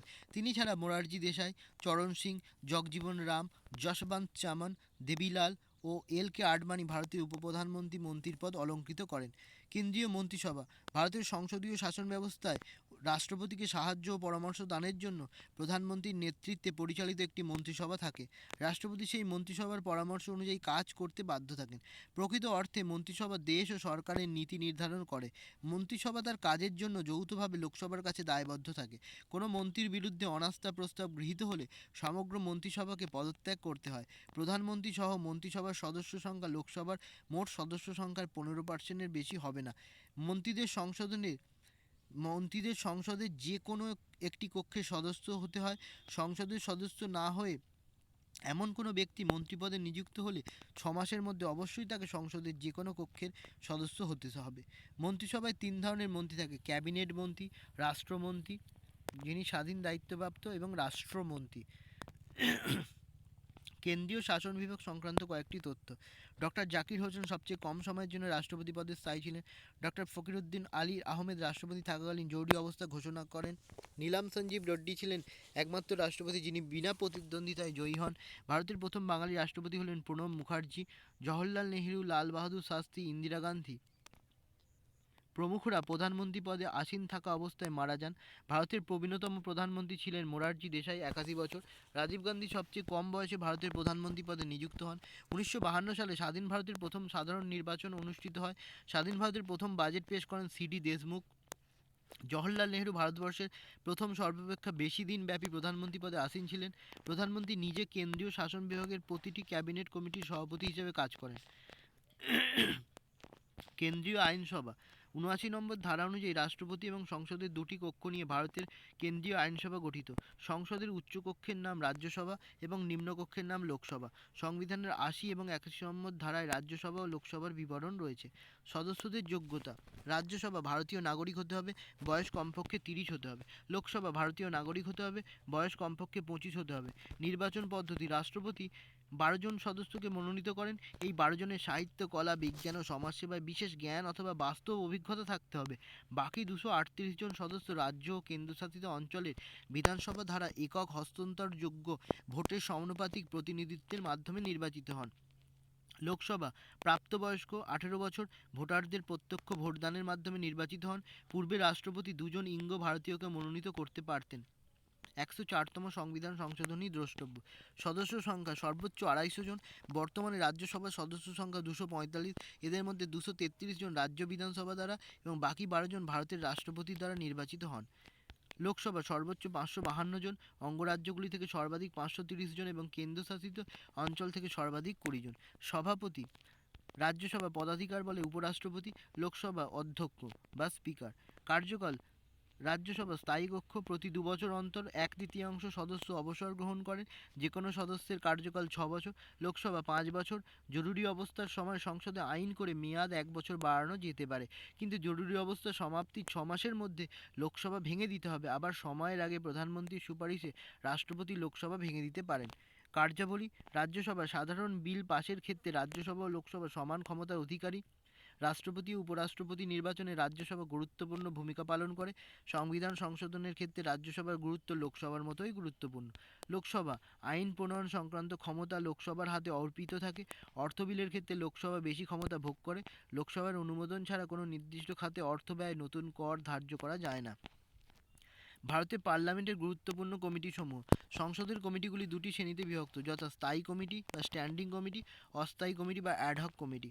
স্থায়ী কমিটিগুলি সংসদীয় আইন বা লোকসভার কার্য পরিচালনা অনুসারে স্থায়ীভাবে গঠিত হয়। বিল সংক্রান্ত স্থায়ী কমিটিগুলি কার্যকালের মেয়াদ 1 বছর হয়ে থাকে। সংসদের গুরুত্বপূর্ণ কিছু স্থায়ী কমিটি হলো আনুমানিক ব্যয় পরীক্ষা কমিটি, গঠনকাল 1950, সদস্য সংখ্যা 30। সরকারি হিসাবে পরীক্ষা কমিটি, সদস্য সংখ্যা 22। কার্য পরিচালনা সম্পর্কিত পরামর্শদাতা কমিটি, গঠনকাল 1952, সদস্য সংখ্যা 15। নিয়মাবলী সংক্রান্ত কমিটি, গঠনকাল 1948, সদস্য সংখ্যা 15। অস্থায়ী কমিটিগুলি নির্দিষ্ট কার্য সম্পাদনের জন্য গঠিত হয় ও কাজ শেষ হওয়ার পরে কমিটিগুলি পরিসমাপ্তি ঘটে। বিল সংক্রান্ত নির্বাচক কমিটি এবং অনুসন্ধান কমিটি হলো অস্থায়ী কমিটির উদাহরণ। লোকসভার স্পিকার। লোকসভার সদস্যদের দ্বারা লোকসভার স্পিকার নির্বাচিত হয়। যোগ্যতা। ভারতীয় নাগরিক হতে হবে। ন্যূনতম বয়স 25 বছর। লোকসভার সদস্য পদের জন্য যোগ্যতা সম্পন্ন হতে হবে। কার্যকালের মেয়াদ 5 বছর। লোকসভার সদস্যগণ স্পিকারকে পদচ্যুত করতে পারে, তবে প্রস্তাব উত্থাপনের অন্তত 14 দিন আগে তাকে এ বিষয়ে অবহিত করতে হয়। কার্যাবলী। লোকসভার অধিবেশনে সভাপতিত্ব করা এবং পরিচালনা সংক্রান্ত দায়িত্ব স্পিকারের ওপর ন্যস্ত আছে। সভার শান্তি শৃঙ্খলা রক্ষা করা স্পিকারের অন্যতম গুরুত্বপূর্ণ কাজ। সভায় বিভিন্ন প্রস্তাব ও মোশন উত্থাপনের বিষয়ে তিনি অনুমতি প্রদান করেন। কোনো বিল অর্থ বিল কিনা সে বিষয়ে স্পিকারের সিদ্ধান্ত চূড়ান্ত। লোকসভায় কোনো বিষয়ে ভোটদানের ক্ষেত্রে ফলাফল অমীমাংসিত থাকলে স্পিকার কাস্টিং ভোট প্রয়োগ করতে পারেন। সংবিধানের 10তম তফসিলে বর্ণিত দলত্যাগ বিরোধী ব্যবস্থা অনুসারে স্পিকার লোকসভার কোনো সদস্যের সদস্যপদ বাতিল করতে পারেন। সংসদের যৌথ অধিবেশনের সভাপতিত্ব করেন স্পিকার। লোকসভার মেয়াদ উত্তীর্ণ হওয়ার পরেও স্পিকার পদে আসীন থাকেন যতদিন না পরবর্তী লোকসভা প্রথম অধিবেশনে নতুন স্পিকার নির্বাচন করে। এখনও পর্যন্ত একজন স্পিকার পদ থেকে পদত্যাগ করেন, Neelam Sanjiva Reddy. Comptroller and auditor general CAG. ভারতের সংবিধানের 148 নম্বর ধারা অনুসারে ভারতের কম্ট্রোলার অ্যান্ড অডিটর জেনারেল পদটি গঠিত। ভারতের রাষ্ট্রপতি ক্যাগকে নিয়োগ করেন। নিয়োগের সময় রাষ্ট্রপতি তাকে শপথ বাক্য পাঠ করান। কম্ট্রোলার অ্যান্ড অডিটর জেনারেল কেন্দ্র এবং রাজ্য কনসোলিডেটেড ও কন্টিনজেন্সি ফান্ডের হিসাব পরীক্ষকের ভূমিকা পালন করে। সংসদের সরকারি হিসাব কমিটি, পাবলিক অ্যাকাউন্টস কমিটি পরামর্শদাতা হিসাবে তিনি কাজ করেন। রাষ্ট্রপতির কাছে ক্যাগ তার রিপোর্ট পেশ করেন। ক্যাগকে পদচ্যুত করতে হলে সুপ্রিম কোর্টের প্রধান বিচারপতিকে পদচ্যুত করার অনুরূপ পদ্ধতি অনুসরণ করতে হয়। রাজ্য আইনসভা। রাজ্য আইনসভা 1 কক্ষ বিশিষ্ট বা 2 কক্ষ বিশিষ্ট হতে পারে। যেসব রাজ্যের আইনসভা 2 কক্ষ বিশিষ্ট তার উচ্চকক্ষের নাম বিধান পরিষদ এবং নিম্নকক্ষের নাম বিধানসভা। ভারতের 28টি অঙ্গরাজ্যের মধ্যে বিহার, অন্ধ্রপ্রদেশ, উত্তরপ্রদেশ, কর্ণাটক, মহারাষ্ট্র এবং তেলেঙ্গানা এই 6টি রাজ্যের আইনসভা 2 কক্ষ বিশিষ্ট থাকে। বাকি 22টি রাজ্যের আইনসভা বলতে শুধুমাত্র বিধানসভাকেই বোঝায়। সম্প্রতি উড়িষ্যা বিধানসভা বিধান পরিষদের জন্য একটি আইন পাস করেছে। যোগ্যতা। বিধানসভা ভারতীয় নাগরিক হতে হবে। বয়স কমপক্ষে 25 বছর হতে হবে। বিকৃত মস্তিষ্ক বা দেউলিয়া বা সরকারি লাভজনক পদে থাকা চলবে না। পার্লামেন্ট ঘোষিত অন্যান্য যোগ্যতা থাকতে হবে, যেমন রাজ্যের ভোটার তালিকায় নাম থাকা যায়। যোগ্যতা। বিধান পরিষদ ভারতীয় নাগরিক হতে হবে। বয়স কমপক্ষে 30 বছর হতে হবে। বিকৃত মস্তিষ্ক, দেউলিয়া বা সরকারি পদে থাকা চলবে না। রাজ্যের ভোটার তালিকার নাম থাকতে হবে। নির্বাচন পদ্ধতি: বিধানসভা প্রাপ্তবয়স্ক ভোটারদের প্রত্যক্ষ ভোটদানের মাধ্যমে নির্বাচন। বিধান পরিষদের সদস্য সংখ্যার 1/3 সদস্য নির্বাচন করেন পৌরসভা, জেলা পরিষদ, আঞ্চলিক পরিষদ অথবা পঞ্চায়েত সমিতির সদস্যরা। বিধায়করা বিধানসভার সদস্য নন এমন ব্যক্তিদের মধ্যে থেকে বিধান পরিষদের 1/3 সদস্য নির্বাচিত করেন। 3 বছর বা তার আগে বিশ্ববিদ্যালয়ের স্নাতক অধিবাসী দ্বারা 1/12 সদস্য নির্বাচিত হন। মাধ্যমিক স্তরে শিক্ষকতায় 3 বছরের অভিজ্ঞতা সম্পন্ন শিক্ষকরা নির্বাচন করেন 1/12 সদস্যদের। বাকি 1/6 সদস্য নির্বাচিত হন রাজ্যপাল দ্বারা। বিজ্ঞান, কলা, সাহিত্য, সমাজসেবা ও সমবায় আন্দোলনে বিশেষ জ্ঞান ও বাস্তব অভিজ্ঞতা সম্পন্ন ব্যক্তিদের সদস্যরূপে নির্বাচন করেন রাজ্যপাল। সদস্য সংখ্যা 60-এর কম নয় এবং 500-র বেশি নয়। ব্যতিক্রম: সিকিমে 32, মিজোরামে 40, গোয়ায় 40 ও পুদুচেরিতে 30 জন। পূর্বে সংখ্যালঘু সম্প্রদায়ের যেমন ইঙ্গ ভারতীয়দের মধ্যে থেকে রাজ্যপাল একজনকে সদস্যরূপে নির্বাচন করতে পারতেন। 104তম সংবিধান সংশোধনীর দ্রষ্টব্য: এখানে সদস্য সংখ্যা 40-এর কম হবে না এবং বিধানসভার সদস্যদের 1/3-এর বেশি হবে না। কার্যকাল 5 বছর, তবে সময়ের আগে রাজ্যপাল বিধানসভা ভেঙে দিতে পারে। জরুরি অবস্থা থাকাকালীন সংসদে আইন করে মেয়াদ 1 বছর বাড়ানো যেতে পারে। বিধান পরিষদের কার্যকাল স্থায়ী কক্ষ: প্রতি 2 বছর অন্তর 1/3 সদস্য অবসর গ্রহণ করেন। একজন সদস্যের কার্যকাল 6 বছর। কার্যাবলী: রাজ্যের জন্য আইন প্রণয়ন করা রাজ্য বিধানসভার গুরুত্বপূর্ণ কাজ। রাজ্য মন্ত্রিসভা বিধানসভার কাছে যৌথভাবে দায়িত্বশীল থাকে। অর্থ সংক্রান্ত বিষয়ে রাজ্য বিধানসভা বেশি ক্ষমতার অধিকারী। বাজেট, বিনিয়োগ বিল ও রাজস্ব বিল রাজ্য বিধানসভা পাশ করে থাকে। অর্থ বিল ছাড়া অন্য বিল বিধান পরিষদে উত্থাপিত হতে পারে। বিধান পরিষদ প্রস্তাব উত্থাপনের দ্বারা মন্ত্রিসভার দৃষ্টি আকর্ষণ করতে পারে। রাজ্যপাল: যোগ্যতা: 157-158 নম্বর ধারায় উল্লেখিত। ভারতীয় নাগরিক হতে হবে। বয়স কমপক্ষে 35 হতে হবে। কেন্দ্রীয় বা রাজ্য আইনসভার সদস্য থাকা যাবে না। কোনো লাভজনক পদে থাকা চলবে না। নিযুক্তিকরণ পদ্ধতি: 155 নম্বর ধারায় উল্লেখিত। রাষ্ট্রপতি কর্তৃক মনোনীত হন। কার্যকাল 156 নম্বর ধারায় উল্লেখিত। 5 বছর পুনর্নিয়োগের ব্যবস্থা আছে। পদ শূন্যতার কারণ: মৃত্যু, পদত্যাগ, অন্য রাজ্যের বদলি, রাষ্ট্রপতি দ্বারা অপসারণ। বেতন ও ভাতা: মাসিক 3.5 লক্ষ টাকা এবং অন্যান্য সুযোগ সুবিধা। রাজ্যপালের ক্ষমতা সম্পর্কিত তথ্য: সংবিধানের 153 নম্বর ধারা অনুযায়ী ভারতের প্রতিটি রাজ্যে রাজ্যপাল থাকবে। রাজ্যপাল হলেন কোনো রাজ্যের সাংবিধানিক প্রধান তথা রাজ্যের প্রধান প্রতিনিধি। কেন্দ্রের ক্ষেত্রে রাষ্ট্রপতি ও রাজ্যের ক্ষেত্রে রাজ্যপালের ক্ষমতা ও কার্যাবলী একই রকম। রাজ্য বিশ্ববিদ্যালয়ের আচার্যরূপে নিযুক্ত হন রাজ্যপাল। রাজ্যপাল রাজ্যের অ্যাডভোকেট জেনারেল। 165 নম্বর ধারা। রাজ্য নির্বাচন কমিশনার রাজ্য পাবলিক সার্ভিস কমিশনের চেয়ারম্যান ও সদস্য বিশ্ববিদ্যালয়ের উপাচার্য নিয়োগ করেন। পৌরসভা এবং পঞ্চায়েতের আর্থিক অবস্থা পর্যালোচনার জন্য প্রত্যেক 5 বছর অন্তর রাজ্যপাল রাজ্য অর্থ কমিশন গঠন করেন। মৃত্যুদণ্ড মকুব করার ক্ষমতা রাজ্যপালের নেই। জরুরি অবস্থা ঘোষণার ক্ষমতা রাজ্যপালের নেই। সংবিধান অনুযায়ী রাজ্য সরকার কাজ না করতে পারলে রাষ্ট্রপতিকে রাজ্যপাল জানাতে পারেন এবং তখন 356 নম্বর ধারা অনুযায়ী রাজ্যে রাষ্ট্রপতি শাসন জারি হয়। এই পরিস্থিতিতে রাষ্ট্রপতির তরফে উপদেষ্টাদের সাহায্যে রাজ্যপাল রাজ্য চালান। একজন যোগ্য ব্যক্তি একাধিক রাজ্যের রাজ্যপাল হিসেবে নিযুক্ত হতে পারেন। মুখ্যমন্ত্রী: রাজ্য প্রশাসনের প্রধান হলেন রাজ্যপাল, তবে রাজ্যের শাসন ব্যবস্থায় সর্বোচ্চ শাসনতান্ত্রিক ক্ষমতা উপভোগ করেন রাজ্যের মুখ্যমন্ত্রী। যোগ্যতা: ভারতীয় নাগরিক হতে হবে। রাজ্য আইনসভার সদস্য হতে হবে, তবে সদস্য না হয়েও 6 মাস মুখ্যমন্ত্রী থাকা যায়। বয়স 25 বছরের কম নয়। নিয়োগ পদ্ধতি: 164 নম্বর ধারায় উল্লেখিত। রাজ্যপাল বিধানসভার সংখ্যাগরিষ্ঠ দল বা মোর্চার নেতা বা নেত্রীকে মুখ্যমন্ত্রী হিসেবে নিয়োগ করেন। কার্যকাল 5 বছর। পদ শূন্যতার কারণ: মৃত্যু, পদত্যাগ, বিধায়কের অনাস্থা। রাজ্যের আইনসভা সংক্রান্ত গুরুত্বপূর্ণ তথ্যাবলী: সংবিধান অনুসারে রাজ্যপালকে সাহায্য ও পরামর্শ দানের জন্য মুখ্যমন্ত্রীর নেতৃত্বে পরিচালিত একটি মন্ত্রিসভা থাকে। 163 এবং 164 নম্বর ধারায় এটি উল্লেখিত রয়েছে। রাজ্যের মন্ত্রিসভার গঠন এবং কার্যাবলী কেন্দ্রীয় মন্ত্রিসভার অনুরূপ। বর্তমানে পশ্চিমবঙ্গের বিধানসভায় নির্বাচিত সদস্য সংখ্যা হল 294 জন। বিধানসভার সদস্যরা রাষ্ট্রপতির নির্বাচন প্রক্রিয়ায় অংশগ্রহণ করে, কিন্তু রাষ্ট্রপতির ইমপিচমেন্টের বিষয়টি তাদের এখতিয়ার বহির্ভূত। অঙ্গরাজ্যগুলির মধ্যে উত্তরপ্রদেশের বিধানসভায় সদস্য সংখ্যা সবথেকে বেশি, 404 জন, ও সিকিমে সবচেয়ে কম, 32 জন। পশ্চিমবঙ্গ বিধানসভার বর্তমান স্পিকার হলেন বিমান ব্যানার্জি। জাতীয় জরুরি অবস্থা চলাকালীন সময়ে সংসদের অনুমোদন ক্রম বিধানসভার কার্যকাল 1 বছর বাড়ানো যেতে পারে। 1969 সালে পশ্চিমবঙ্গের বিধানসভা দ্বিকক্ষ থেকে এক কক্ষ তল এক কক্ষ বিশিষ্ট আইনসভায় পরিণত হয়। পশ্চিমবঙ্গের বিধান পরিষদের সর্বশেষ সভাপতি ছিলেন ডক্টর প্রতাপ চন্দ্র গুহ রায়। নির্বাচন কমিশন। ভারতের নির্বাচন কমিশন একটি সাংবিধানিক সংস্থা হিসাবে একজন মুখ্য নির্বাচন কমিশনার ও অন্য দুজন সহকারী নির্বাচন কমিশনার নিয়ে গঠিত হয়। নির্বাচন কমিশনারদের কার্যকালের মেয়াদ 6 বছর বা 65 বছর বয়স পর্যন্ত, যেটি আগে হবে। নির্বাচন কমিশনার নির্বাচন চলাকালীন নির্দেশ দান ও নিয়ন্ত্রণ সংক্রান্ত বিষয়ে গুরুত্বপূর্ণ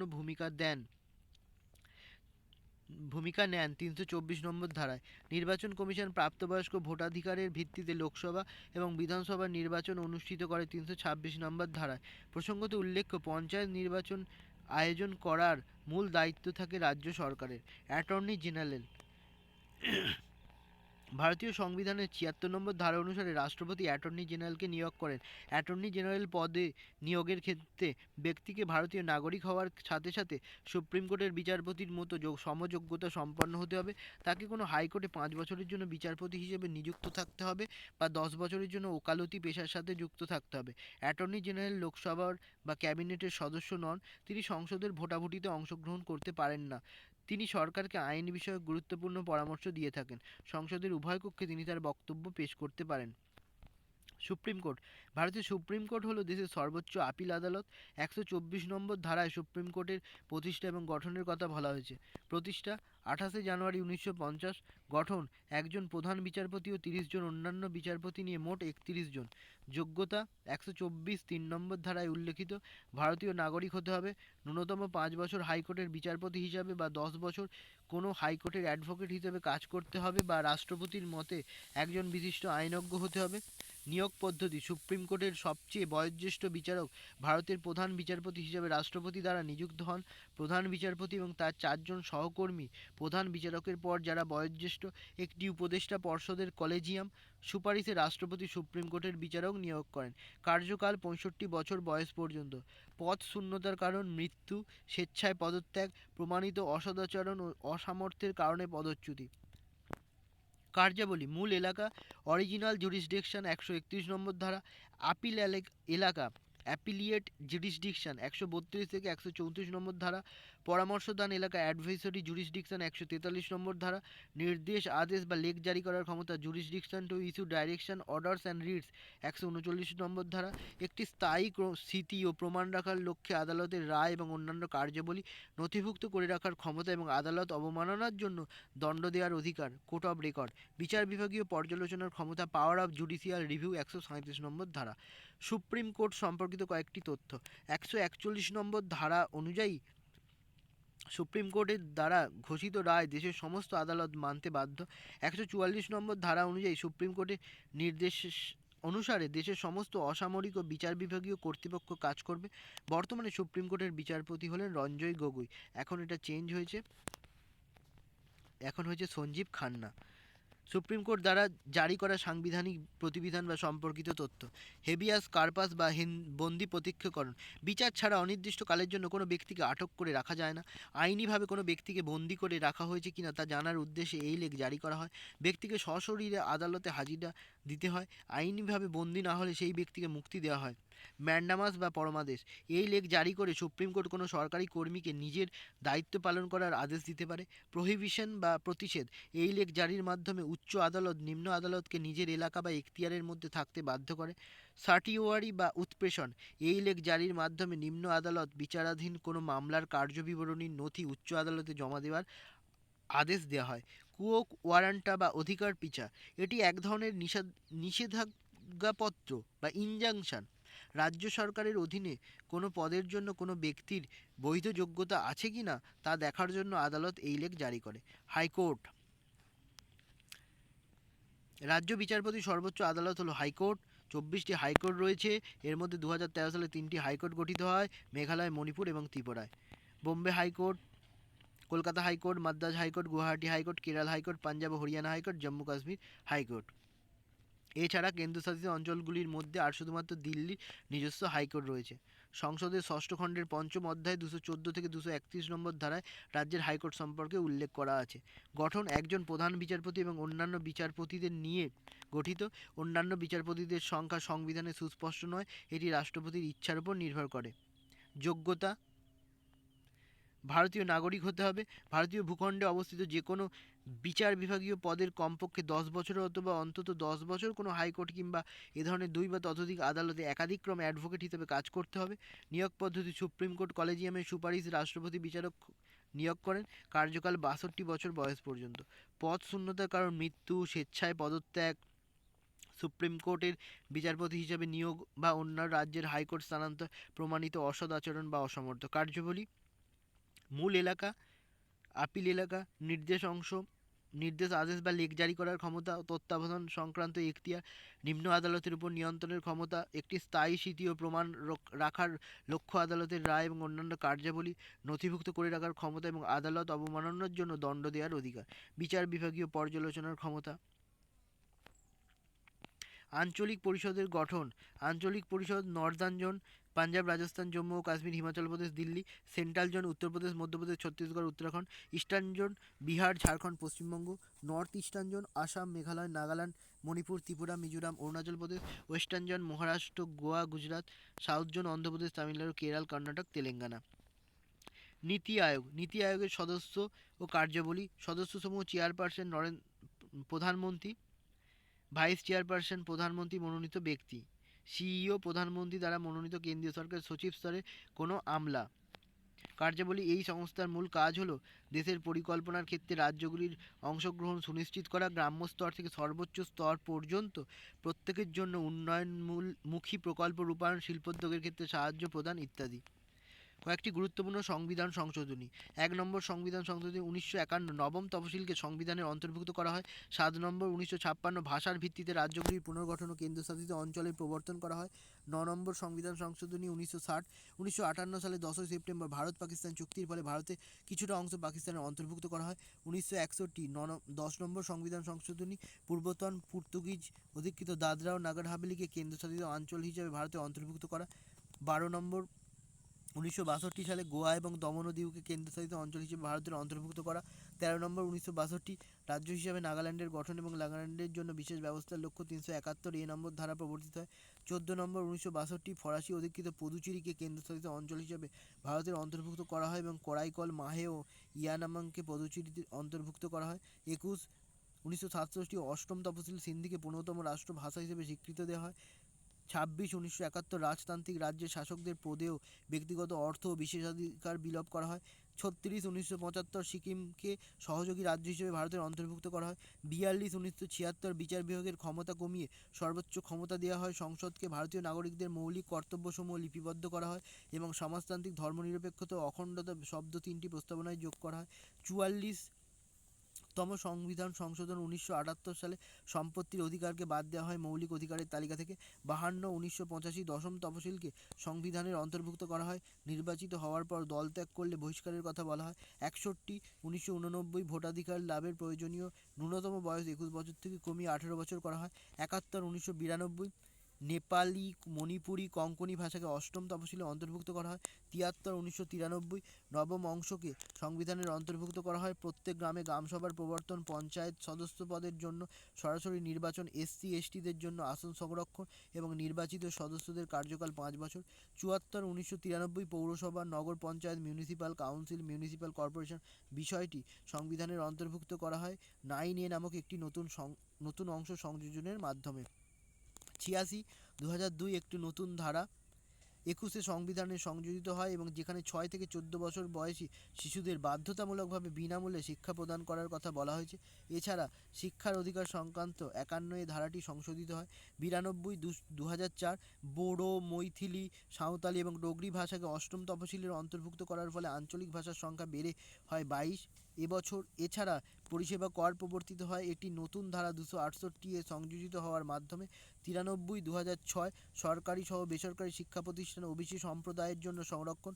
95 2010 তফসিলি জাতি উপজাতিদের জন্য সংরক্ষণ আরও 10 বছর বাড়িয়ে করা হয় 26 জানুয়ারি 2020 সাল পর্যন্ত। 97 2012 19 আই.সি নম্বর ধারা সংশোধিত হয়, যেখানে অড ইউনিয়ন শব্দগুলির পর অর কোঅপারেটিভ সোসাইটি শব্দগুলি সংযোজিত হয়। একটি নতুন ধারা 43B সংযোজিত হয়, যেখানে কোঅপারেটিভ সোসাইটির উন্নতির কথা বলা হয়েছে। সংবিধানের নতুন অংশ 9B সংযোজিত হয়, যার বিষয়বস্তু হলো কোঅপারেটিভ সোসাইটি। 98/2013 একটি নতুন ধারা 371J প্রবর্তিত হয়, যেখানে কর্ণাটকের উন্নতির জন্য বিশেষ ব্যবস্থার কথা বলা হয়েছে। 101/2017 GST good and service tax প্রবর্তন করা হয়। 102/2018 ন্যাশনাল কমিশন ফর ব্যাকওয়ার্ড ক্লাসেসের সাংবিধানিক স্বীকৃতি দেওয়া হয়। 103/2019 অর্থনৈতিকভাবে অনগ্রসর শ্রেণীর জন্য 10% সংরক্ষণ প্রবর্তিত হয়। 104/2020 লোকসভা ও বিধানসভায় SC/STদের জন্য আসন সংরক্ষণের মেয়াদ বৃদ্ধি করা হয়। প্রশ্নোত্তর পর্ব। সংবিধানে কিছু গুরুত্বপূর্ণ পরিভাষা। Question hour. প্রশ্নোত্তর পর্ব সংসদের প্রতিটি সদস্য সরকারকে বিভিন্ন প্রশ্ন করেন ও তার উত্তর পেয়ে থাকেন। পরোক্ষভাবে প্রত্যেক সংসদ প্রশ্ন ও উত্তরের মধ্যে দিয়ে সরকারকে নিয়ন্ত্রণ করতে পারে।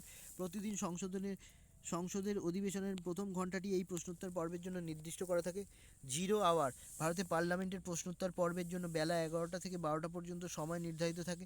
তারপর দুপুর 1টায় মধ্যাহ্নভোজনের বিরতি হয়। দুপুর 12টায় 0 আওয়ার শুরু হয়। এই পর্বে সংসদের সদস্য দ্বারা উত্থাপিত বিভিন্ন বিষয় আলোচিত হয়। আধ ঘন্টার আলোচনা, হাফ অ্যান আওয়ার ডিসকাশন। এর মূল বিষয়বস্তু হলো লোকসভার প্রশ্নোত্তর পর্ব চলাকালীন উত্থাপিত যে সমস্ত প্রশ্নের উত্তর দেওয়া হয়েছে সেই উত্তরের উপর সংসদের আলোচনা করার সুযোগ দান। লোকসভায় সোম, বুধ ও শুক্রবার বিকেল 5টা থেকে 5:30 পর্যন্ত এই পর্বের আলোচনা করা হয়। মুলতবি প্রস্তাব, অ্যাডজর্নমেন্ট মোশন। সংসদের নিয়মিত কার্যতালিকা না মেনেই যে প্রস্তাব উত্থাপন করা হয় তাকে মুলতবি প্রস্তাব বলে। এই প্রস্তাবের উদ্দেশ্য জনস্বার্থ সম্পর্কিত বিষয় সম্পর্কে সংসদে প্রশ্ন উত্থাপন করা। অনাস্থা প্রস্তাব, নো কনফিডেন্স মোশন। সংসদীয় ব্যবস্থা অনুযায়ী মন্ত্রিসভা ততদিন স্বপদে অধিষ্ঠিত থাকবে যতদিন মন্ত্রীগণ সংসদের আস্থাভাজন থাকবে। মন্ত্রিসভা লোকসভার আস্থাভাজন কিনা স্থির করার জন্য যে প্রস্তাব সংসদে উত্থাপিত হয় তা অনাস্থা প্রস্তাব নামে পরিচিত। মন্ত্রিসভার বিরুদ্ধে অনাস্থা প্রস্তাব আনতে হলে প্রস্তাবটির উপর লোকসভার কমপক্ষে 50 জন সদস্যের সমর্থন থাকা জরুরি। ভারতীয় সংবিধান সম্পর্কিত গুরুত্বপূর্ণ তথ্যাবলী। ভারতীয় সংবিধানের প্রস্তাবনাটি খসড়া রচনা করেন জওহরলাল নেহরু। 42তম সংশোধনীতে সমাজতান্ত্রিক ও ধর্মনিরপেক্ষ শব্দ দুটি যখন ভারতের সংবিধানের প্রস্তাবনায় যোগ করা হয় তখন ভারতের প্রধানমন্ত্রী ছিলেন ইন্দিরা গান্ধী। সংবিধানের মৌলিক অধিকারের কার্যকর করতে বিশেষ নির্দেশ জারি করার ক্ষমতা দেওয়া হয়েছে সুপ্রিম কোর্টকে। Doctor B.R.. আম্বেদকরের মতে সাংবিধানিক প্রতিবিধানের অধিকার হলো ভারতীয় সংবিধানের হৃদয় ও আত্মা। সংবিধানের মৌলিক অধিকারের ক্ষেত্রে বাধা নিষেধ আরোপ করার ক্ষমতা দেওয়া হয়েছে সংসদকে। রাষ্ট্রপতি উপরাষ্ট্রপতির নির্বাচনকে কেন্দ্র করে কোনো বিরোধ দেখা দিলে তা নিষ্পত্তি করে সুপ্রিম কোর্ট। রাষ্ট্রপতি তার কার্যকাল শেষ হওয়ার আগেই পদত্যাগ করতে চাইলে তাকে পদত্যাগপত্র দিতে হবে উপরাষ্ট্রপতির কাছে। কোনো কারণে রাষ্ট্রপতির পদ শূন্য হলে সংবিধান অনুসারে নতুন রাষ্ট্রপতির নির্বাচন করতে হয় 6 মাসের মধ্যে। পরপর 2বার রাষ্ট্রপতি পদে নির্বাচিত হয়েছিলেন ডক্টর রাজেন্দ্র প্রসাদ। রাজ্যপাল তার কাজের জন্য দায়িত্বশীল থাকেন রাষ্ট্রপতির কাছে। রাষ্ট্রপতি জরুরি অবস্থা ঘোষণা করতে পারেন মন্ত্রিপরিষদের সুপারিশ মতো। সংবিধানের 17তম খণ্ডের সঙ্গে সম্পর্কিত সরকারি ভাষা 343 থেকে 351 নম্বর ধারা। ভারতের নির্বাচন কমিশন ও নির্বাচন সম্পর্কিত তথ্য রয়েছে 15তম খণ্ডে 324 থেকে 329 নম্বর ধারায়। সংবিধান অনুসারে মন্ত্রিপরিষদ দায়িত্বশীল থাকে লোকসভার কাছে। লোকসভার দুটি অধিবেশনের মধ্যে সময়ের সর্বোচ্চ ব্যবধান হতে পারে 6 মাস। রাজ্যসভার নির্বাচিত সদস্যদের সংখ্যা 253 জন। লোকসভার স্পিকার নির্বাচিত হন লোকসভার সদস্যদের দ্বারা। রাজ্যসভায় যে রাজ্যের প্রতিনিধি সবচেয়ে বেশি উত্তরপ্রদেশ। সুপ্রিম কোর্টের কোনো বিচারপতিকে রাষ্ট্রপতি অপসারণ করতে পারেন সংসদের 2 কক্ষের সদস্য সংখ্যার 2/3 সদস্যের সম্মতি গ্রহণের পর। অর্থ বিল কখনোই উত্থাপিত হয় না রাজ্যসভায়। অর্থ বিল রাজ্যসভায় প্রেরিত হওয়ার পরে সেটিকে ফেরত পাঠাতে হয় 14 দিনের মধ্যে। ভারতের রাষ্ট্রপতি ও পার্লামেন্টের মধ্যে সংযোগ রক্ষা করেন প্রধানমন্ত্রী। কোনো রাজ্যের রাজ্যপালের মৃত্যু হলে বা তিনি পদত্যাগ করলে নতুন রাজ্যপাল নিযুক্ত না হওয়া পর্যন্ত রাজ্যপালের দায়িত্ব পালন করেন রাজ্যের হাইকোর্টের প্রধান বিচারপতি। রাষ্ট্রপতি কোনো রাজ্যের রাজ্যপালকে নিয়োগ করার আগে পরামর্শ করেন সেই রাজ্যের মুখ্যমন্ত্রীর সঙ্গে। তবে এটি একটি সাধারণভাবে প্রচলিত রীতি, কোনো সাংবিধানিক বিধি ব্যবস্থা নয়। কার্যকাল শেষ হওয়ার আগে কোনো রাজ্যপাল পদত্যাগ করতে চাইলে তাকে পদত্যাগপত্র পাঠাতে হয় রাষ্ট্রপতির কাছে। রাজ্যপালকে শপথবাক্য পাঠ করান রাজ্যের হাইকোর্টের প্রধান বিচারপতি। রাজ্যপাল কোনো অর্ডিন্যান্স জারি করলে তা কার্যকর থাকে 6 মাস পর্যন্ত। বিধানসভায় অর্থ বিল উত্থাপন করতে হলে প্রথমেই অনুমোদন প্রয়োজন রাজ্যপালের। কেন্দ্রশাসিত অঞ্চলের প্রশাসককে বলা হয় লেফটেন্যান্ট গভর্নর। ভারতের সংবিধান সংশোধনী পদ্ধতি বর্ণিত হয়েছে 368 নম্বর ধারায়। বর্তমানে ইউনিয়ন পাবলিক সার্ভিস কমিশনের সদস্য সংখ্যা 11 জন, একজন সভাপতি সহ। ইউনিয়ন পাবলিক সার্ভিস কমিশনের সদস্যরা পদে বহাল থাকেন সর্বোচ্চ 6 বছরের জন্য অথবা 65 বছর বয়স পর্যন্ত। মুখ্য নির্বাচন কমিশনারকে পদ থেকে অপসারিত করতে পারেন সংসদের 2 কক্ষের সংখ্যাগরিষ্ঠ সম্মতিসূচক ভোট পাওয়ার পর রাষ্ট্রপতি। ভারতীয় সংবিধানের অর্থ কমিশন গঠনের কথা লিপিবদ্ধ আছে 280 নম্বর ধারায়। অর্থ কমিশনের সদস্য একজন সভাপতি ছাড়া 4 জন সদস্য থাকেন। রাজ্য ও কেন্দ্রের মধ্যে অর্থ বণ্টনের নীতি স্থির করার জন্য রাষ্ট্রপতি অর্থ কমিশন গঠন করেন প্রতি 5 বছর অন্তর। সংবিধান স্বীকৃত ভাষা 18 থেকে বেড়ে 22টি হয় 2003-2004 সালে 92তম সংশোধনীতে। সংবিধানের শেষ 4টি স্বীকৃত ভাষা হলো সাঁওতালি, মৈথিলি, বোডো ও ডোগরি। সংবিধানে হিন্দিকে সরকারি কাজকর্মের ভাষা হিসেবে স্বীকৃতি দেওয়া হয়েছে 343 নম্বর ধারায়। জম্মু কাশ্মীরের জন্য সংবিধান রচনা করেছিল রাজ্য সরকারের দ্বারা গঠিত একটি বিশেষ গণপরিষদ। জম্মু কাশ্মীরের ক্ষেত্রে রাষ্ট্রপতি জরুরি অবস্থা ঘোষণা করতে পারতেন ওই রাজ্যের আইনসভার সম্মতি দিলে। জম্মু কাশ্মীর রাজ্যের জন্য বিশেষ মর্যাদার অর্থ ছিল পৃথক সংবিধানের অধিকার। ভারতের পঞ্চায়েতি রাজ ব্যবস্থার সূত্রপাত 1959 সালে। পঞ্চায়েতি রাজ ব্যবস্থার প্রথম প্রবর্তিত হয় রাজস্থানে। ভারতের অঙ্গরাজ্যের সংখ্যা 28টি। ভারতের কেন্দ্রশাসিত অঞ্চলের সংখ্যা 8টি, দিল্লি সহ। এটা এখন বেড়ে গেছে কারণ জম্মু কাশ্মীর, লাদাখ এগুলো নতুন কেন্দ্রশাসিত অঞ্চলের মধ্যে আর নেই। ভারতের কোনো রাজ্যের সবচেয়ে বেশি সময় ধরে মুখ্যমন্ত্রিত্ব করেছেন পবন কুমার চামলিং, সিকিম। ভারত ও পাকিস্তানের মধ্যে সিমলা চুক্তি স্বাক্ষরিত হয় 1972 সালে। আইনবিদের স্বর্গ বলতে বোঝায় ভারতীয় সংবিধানকে। লোকসভার অধ্যক্ষ পদত্যাগপত্র জমা দেন লোকসভার উপাধ্যক্ষের কাছে। বিদেশে ভারতের রাষ্ট্রদূতেরা নিযুক্ত হন রাষ্ট্রপতির দ্বারা। ভারতীয় সংবিধানের মৌলিক অধিকারগুলি সাময়িকভাবে বাতিল হতে পারে জাতীয় জরুরি অবস্থার সময়। সংবিধান পরিষদের আইন বিষয়ক উপদেষ্টা হিসেবে কার্যনির্বাহ করেন BN রাও। নতুন রাজ্য গঠন অথবা বর্তমান রাজ্যগুলির সীমা নির্ধারণ ক্ষমতা দেওয়া হয়েছে সংসদকে। ভারতীয় নাগরিকত্বের জন্য আবেদন জানাতে গেলে কোনো ব্যক্তিকে ভারতে থাকতে হবে অন্তত 7 বছর। ভারতের উত্তর পূর্বাঞ্চলের রাজ্যগুলির হাইকোর্ট রয়েছে গুয়াহাটিতে। নির্দেশমূলক নীতিগুলির উদ্দেশ্য হলো দেশে প্রকৃত গণতন্ত্রের জন্য একটি সামাজিক ও অর্থনৈতিক ভিত্তি দান করা। লোকসভার 0 আওয়ারের স্থায়িত্বকাল নির্দেশ করা নেই। লোকসভার স্পিকার ভোট প্রয়োগ করেন কোনো বিল বা সিদ্ধান্ত গ্রহণের জন্য যখন টাই হয়, অর্থাৎ উভয় পক্ষের ভোট সমান হয়। ভারত সরকার ব্যয় নিয়ন্ত্রণ করার ক্ষমতা আছে সংসদের। কোনো বিল অর্থ বিল কিনা সে সম্পর্কে সিদ্ধান্ত নেন লোকসভার অধ্যক্ষ। স্পিকার বা ডেপুটি স্পিকারের অনুপস্থিতিতে যিনি লোকসভায় সভাপতিত্ব করেন বয়স অনুযায়ী স্পিকার ঘোষিত 6 সদস্যের কমিটির কোনো সদস্য। প্রোটেম স্পিকারের কাজ সদস্যদের শপথ বাক্য পাঠ করানো ও স্পিকার নির্বাচিত না হওয়া পর্যন্ত দায়িত্ব নির্বাহ করা। ভারতের প্রথম সাধারণ নির্বাচন পরিচালনা করা হয় 1951 থেকে 52 সালে। একটি ত্রিশঙ্কু সংসদের বর্ণনা একটি সংসদ যেখানে কোনো দলেরই স্পষ্ট সংখ্যাগরিষ্ঠতা নেই। কোনো রাজ্যের মুখ্যমন্ত্রীকে অপসারণ করা যেতে পারে রাজ্যপাল দ্বারা বিধায়কদের অনাস্থা ঘটলে।